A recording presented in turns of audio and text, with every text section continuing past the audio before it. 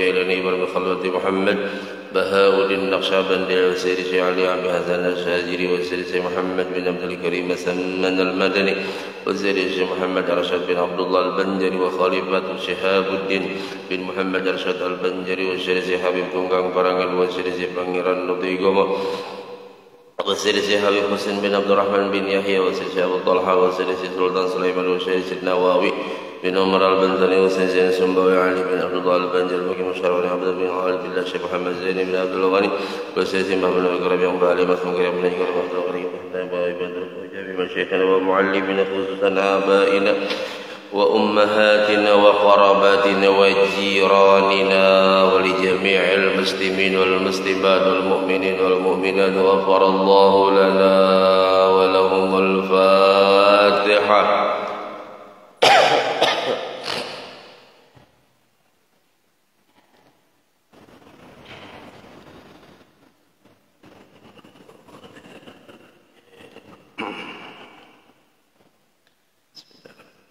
Assalamualaikum warahmatullahi wabarakatuh. Alhamdulillah wahdah wassalatu wassalamu ala rasulillah sayyidina Muhammad ibn Abdullah wa ala alihi wa sahbihi wa man walah la nabiyya ba'dah. Amma ba'du, subhanaka la ilma lana إلا ما علمتنا إنك أنت العليم الحكيم وتب علينا إنك أنت التواب الرحيم ولا عدوان إلا على الظالمين لا حول ولا قوة إلا بالله العلي العظيم العزيز الكريم عدد كل حرف كتب ويكتب أبد الآبدين ودهر الداهرين قال رضي الله عنه. Ma'rifat kepada Allah Subhanahu wa taala, yakni mengenal nama Allah Subhanahu wa taala Asy-Syahid. Asy-Syahid adalah nama Allah yang ke-51. Arti Asy-Syahid adalah yang menyaksikan. Maksudnya Allah Subhanahu wa taala menyaksikan, dialah yang hadir, yang tidak pernah tersembunyi daripada yang diketahui, yang dilihat dan didengar. Jadi makna Asy-Syahid lebih terarah dan tertuju daripada makna Al-Alim, Al-Basir, As-Sami', Ar-Raqib. Kenapa demikian? Karena Allah mengetahui zahiran wa batinan. Sebagaimana firman Allah Subhanahu wa taala, wallahu syahidun ala ma taf'alun, dan Allah yang menyaksikan atas apa saja yang kamu lakukan atau yang kamu perbuat. Jadi apapun yang dilakukan hamba semuanya diketahui atau disaksikan oleh Allah Subhanahu wa taala. Maka dari itu orang yang beriman kepada Asy-Syahid, dia dituntut untuk selalu berhati-hati. Berhati-hati dalam agama disebut namanya wara'. Wara' itu ada beberapa, ada wara' adil. Nah, pada apakah kita diperintahkan untuk wara'? Ada beberapa macam yang harus kita wara' padanya, hati-hati betul. Pertama, pada ilmu. Dalam mengajar atau menuntut ilmu, kita harus berhati-hati agar ilmu yang kita tuntut dan ilmu yang kita ajar betul-betul ilmu yang bermanfaat, barakah dunia dan akhirat. Salah satu di antara kemanfaatan ilmu adalah orang itu berilmu, beramal dan istiqamah, dan syukur-syukur bisa mengajarkan kepada orang lain. Itu termasuk ilmu yang bermanfaat. Lalu yang kedua, wara' pada ibadah. Wara' pada ibadah ini, orang wara' dalam mengerjakan ibadah itu sangat teliti betul, hati-hati betul dalam beribadah. Cara baca Quran tuh betul-betul timbangannya ya pas, mat-matnya pas, panjang pendeknya pas. Kalau memang 2 harakat 1 alif, 2 harakat 1 alif. Kalau memang 4 harakat 3 alif, betul-betul. Kalau 6 harakat, betul-betul sesuai dengan ukurannya. Itu namanya orang yang wara' pada bacaan Al-Quran. Wara' pada ibadah-ibadah yang lain juga demikian ya. Salatnya, zikirnya hati-hati betul. Dan menyempurnakan ibadahnya ya dengan cara menjauhi yang diharamkan dan dimakruhkan. Yang dimakruhkan pun kalau bisa jangan dikerjakan. Salah satu contoh umpama tidur pada subuh ini. Nah, usahakan jangan sampai tidur pada subuh. Kayak apa caranya? Ya kita beraktivitas apakah supaya jangan guring. Karena sangat dimakruhkan betul tidur setelah sholat subuh ini. Dianjurkan untuk yazkurullah hatta tatlu asyams, sampai nanti timbul matahari, selalu berzikir kepada Allah. Jadi jangan sampai imbah subuh guring, imbah subuh guring. Nah ini dimakruhkan. Nah kita usahakan yang dimakruhkan ini diusahakan jangan dikerjakan, apalagi yang haram ya. Itu namanya orang yang teliti wara' pada ibadah. Dalam melaksanakan kewajiban ibadah solat umpamanya, sikap hati-hati dalam solat menjadikan kita berusaha untuk bisa pertama tumaknina, solat kita benar-benar anteng. Tumakninah ya, tenang, tidak gerasah gerusuh, khusyuk ya, tidak perlu terlalu cepat. Terus hadir hati ya, paling tidak kita memahami bacaan-bacaan yang kita paham lah. Utama betul surah Al-Fatihah dari awal sampai akhir, paling tidak artinya paham ya, dihafali. Jadi supaya antara lisan dan hatinya selalu connect dia. Paling tidak itu dulu. Kalau kita tidak bisa semua bacaan itu paham. Fatihah barang mulai bismillahirrahmanirrahim dengan nama Allah yang maha pengasih lagi maha penyayang sampai nanti waladhdallin, usahakan dihafal paling tidak. Jadi supaya mulutnya sibuk membaca, badannya sibuk bergerak, hatinya sibuk juga menerjemahkan ya, walaupun itu tahap awal. Nanti kalau sudah dia terbiasa, tidak perlu lagi. Yang penting kalau sudah lisannya mengucap bismillahirrahmanirrahim, spontan sudah hatinya. Jadi supaya sibuk berataan, muntung sibuk, awak sibuk, hati sibuk. Sibuknya apa? Mengingat Allah. Nah itu sudah salah satu di antara cara kita melatih khusyuk. Karena ada juga mulutnya sibuk babacaan, badannya sibuk bergerak, mungkin rukuk, mungkin iktidal, tapi pikirannya ke nasi kuning. Ini repot. Pikirannya yang kemana-mana. Nasi kuning kan nasi uduk kah? Apa bubur asura pulang nih, Pak? Mau bubur asura.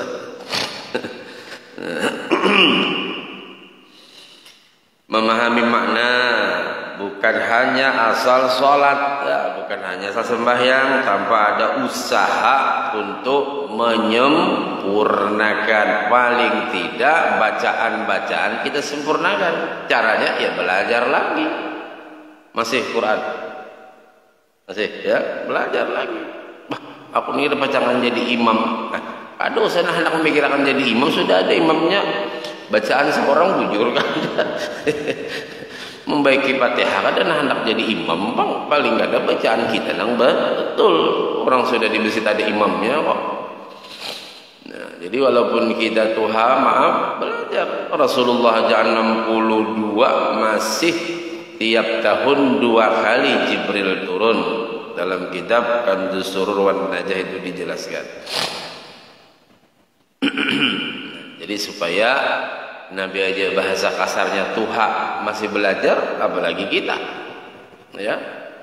Nah, Artinya Jibril mentashih bacaan Rasulullah. Mentashih itu jaka bahasa Banjar itu membujurakan, memfasihakan. Nabi seorang bacaan kayak apa? Ya belajar diperbaiki. Sudah juga belajar, tatap aja kayak itu. Ya sudahlah haula wala. Nang repot ini ya. Mana sudah kada baik tapi kuler belajar ya, malas belajar ya. Yang ketiga kita bahas wara dalam kedudukan. Pertama wara pada ilmu, dua wara pada ibadah, tiga wara dalam kedudukan. Sebelum melangkah untuk menempati satu kedudukan, kita mesti berpikir apakah mampu menduduki kedudukan tersebut. Jabatan itu kawa kadang kita melaksanakannya, kawa aja amanah hendak. Ya bisa, kalau bisa aja berilmu aja sih Din, cuman amanah hendak. Banyak sudah nanti dipanggil KPK nih. Kalau pintar ahli cuman kada amanah. Untung aja Bang Lurah sudah pensiun nih kau.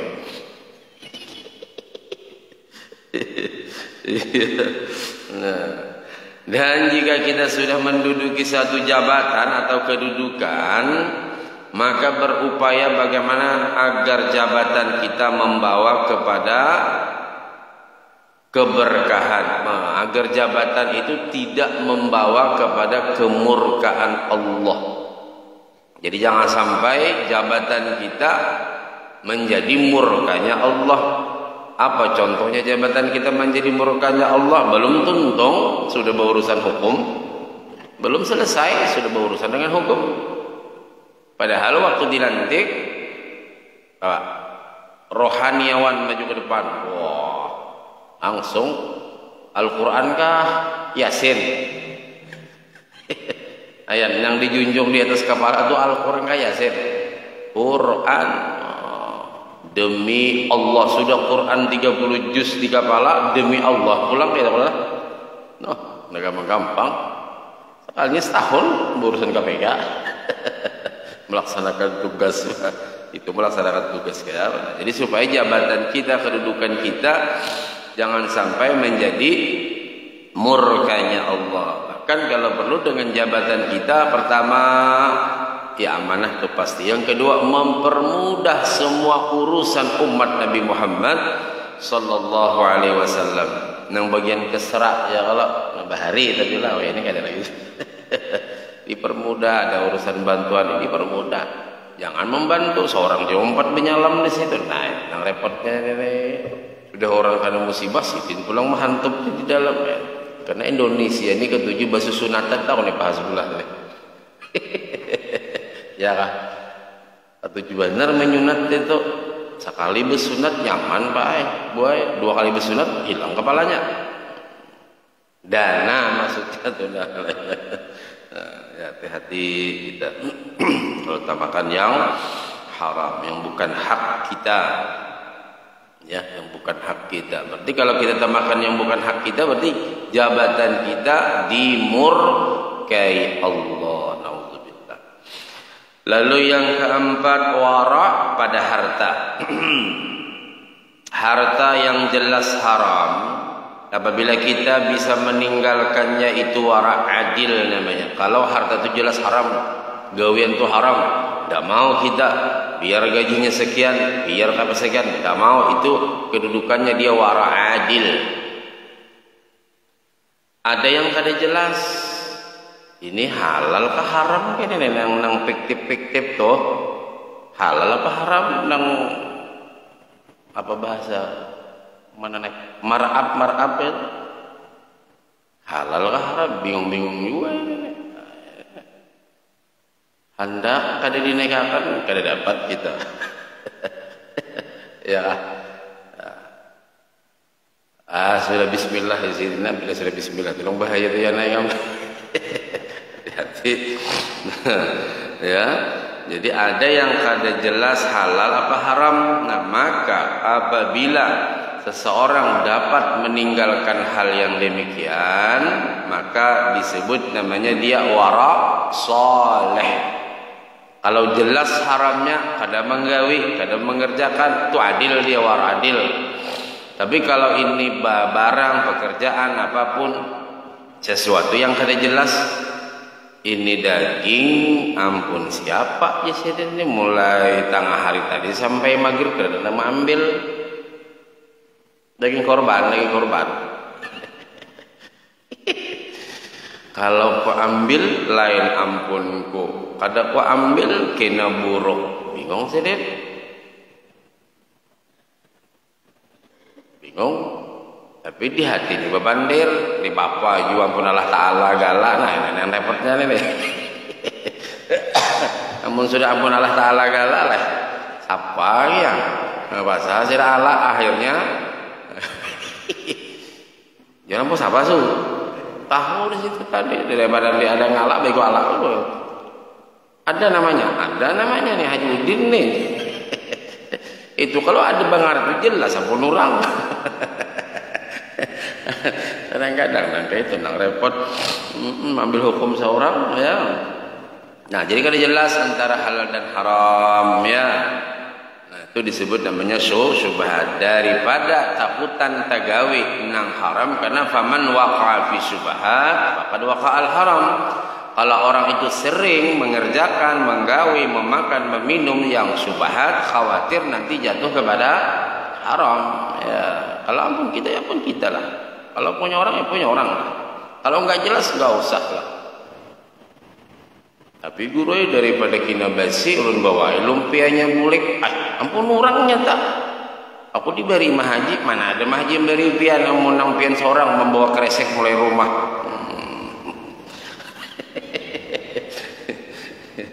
Iya. Nah, itu warak pada harta.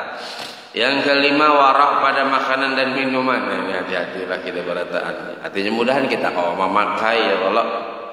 Kawa ma'amalakan. Makanan dan minuman juga ada yang jelas halal haramnya, ada yang tidak jelas.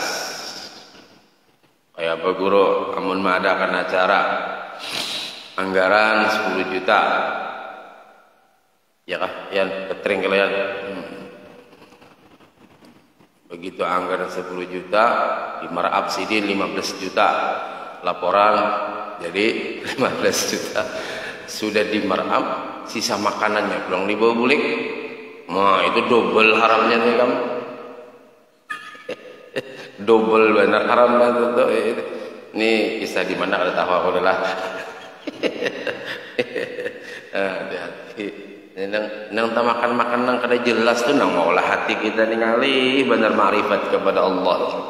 Sulit betul. Untuk ibadah itu kadang-kadang berat badan itu karena makan yang subhat, yang haram ini ya.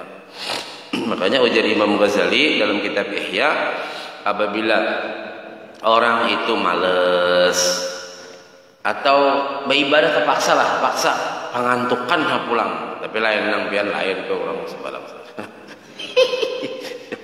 Ini nang maghrib isya aja ngantuk, maghrib isya. Subhanallah, subhanallah. Sedih ini belakang tunduk aja. Tapi jangan juga pian menyambut pian ni bahagia pian kita makan yang haram. Insya Allah tempeleng sidin pian. Orang untuk diri kita aja.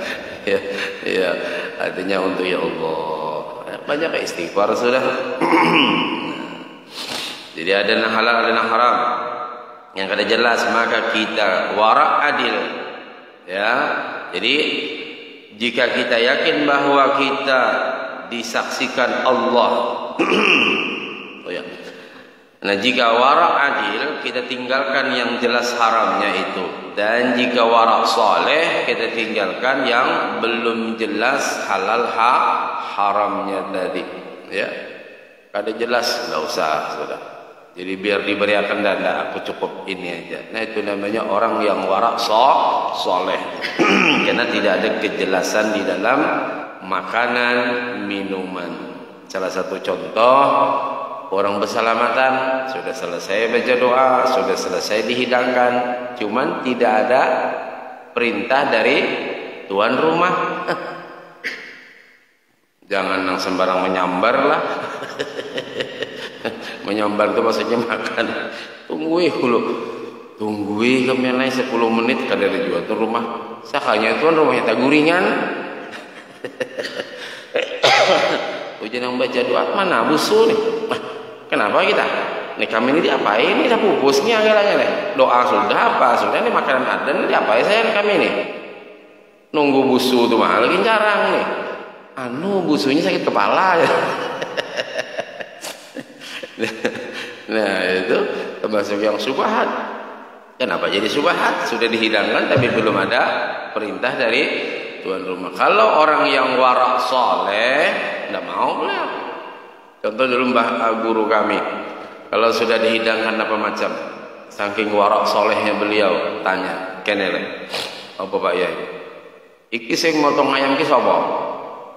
Kula piyambak. Nah motong ayam ni siapa aja? Ulun sorang. Wes. Tonggo wis diki orang. Tetangga sudah diberi belum? Dereng. Kada mau makan sih belum. Bila tetangga jiran nang parah tuh kada diberi, kada mau sih makan. Cepat kasih dulu. Ngasih. Sudah Pak Yai, baru makan Sidin. Nah itu Sidin melajari nang ampun rumah supaya apa-apa tetap tetangga jiran diperhatikan. Jadi sebelum dihidangkan jiran dulu. Nah ini orang soleh namanya warak soleh, hati-hati betul ya. Mulai menyantap makanannya ndak mau, kalau nggak sembarangan sampai masalah motong ayam aja takoni Sidin bilanya yang nukar di pasar ndak mau. Bukannya haram, cuma Sidin yang ndak mau Pak. Saking hati-hatinya ya. Bila sudah yang motong siapa? Pak Kiai beli di pasar. Tumbas teng pakan niku. Oh, ya wis. Aku telur ae. Aku mintain talu aja Sidin. Berapa sih deh? Nah, itu namanya bukannya madahkan orang di pasar atau kadang menyembelih, bukan apa ya, tapi saking hati-hati beliau. Nah, kalau kita melihat memang bahaya juga Pak di pasar itu. Belum menang mati sudah dibuatnya dalam bangkai berarti. Nah, jadi Pak Kiai itu saking waraknya demikian, tidak mau sembarangan. Ya, itu pada makanan disebut namanya warak pada makanan. Yang keenam, warak pada pakaian dan kendaraan.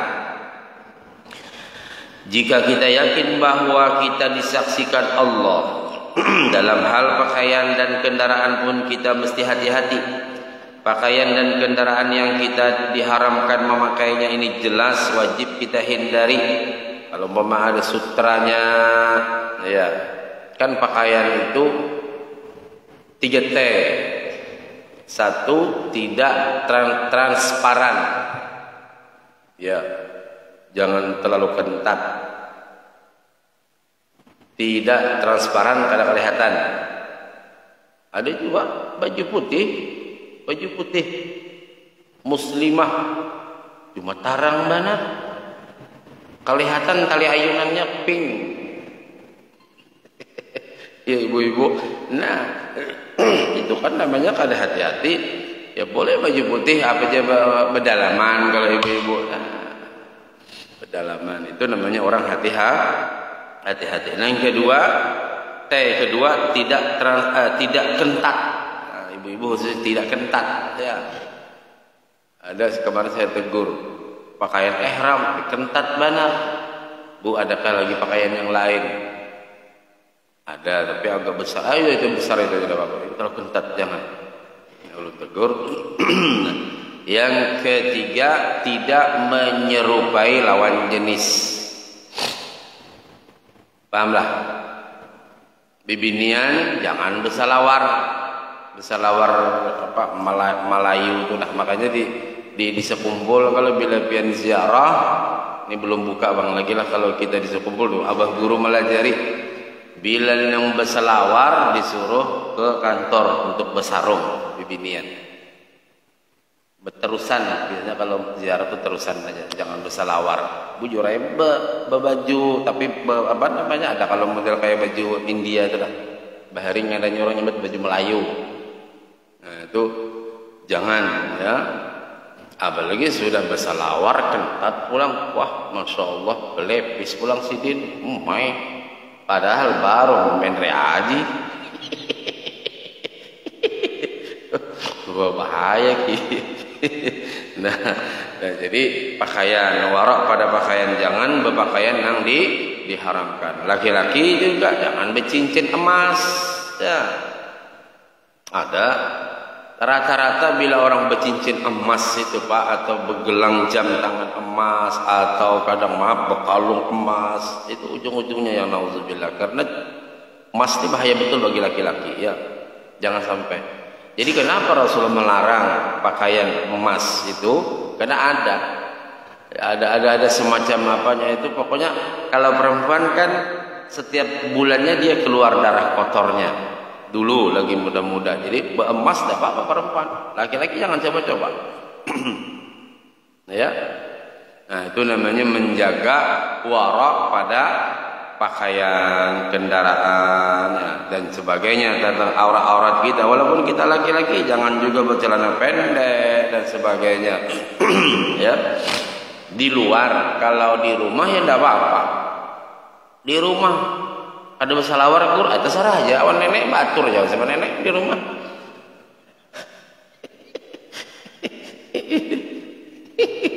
Ada apa? Di rumah, asal jangan ketahuan cucu ya kalau. Makanya jangan sampai cucu umpat guring di kamar lah, hati-hati. Ya, jangan sampai cucu umpat guring. Itulah subuhan cucu menjubalah ke rumah kuitannya, mak, apa ujarnya? Malam tadi mai kayak awan ini bertelanjang. Tewas tujuannya bakal pulau cucu guring. Nah, jadi pakaian dan kendaraan yang kita diharamkan memakainya, ini jelas wajib kita hindari. Begitu juga yang kita ragu boleh tidaknya. Jika kita warak soleh, kita juga harus meninggalkannya.